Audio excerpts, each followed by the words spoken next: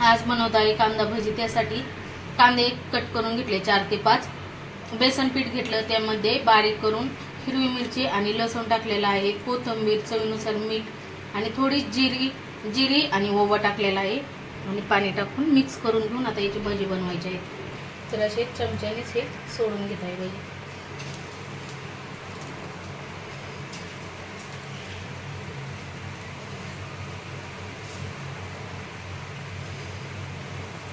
हाताने किंवा चमच्याने करून घेऊ शकता। तर पलटी करून घेतलेली आहे, छान गोल्डन कलरवर तळून घ्यायची आहे ती भजी।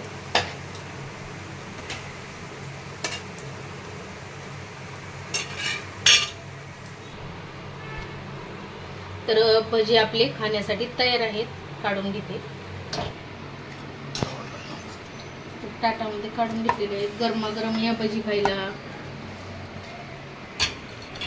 याच पद्धतीने सगळे करून घेते।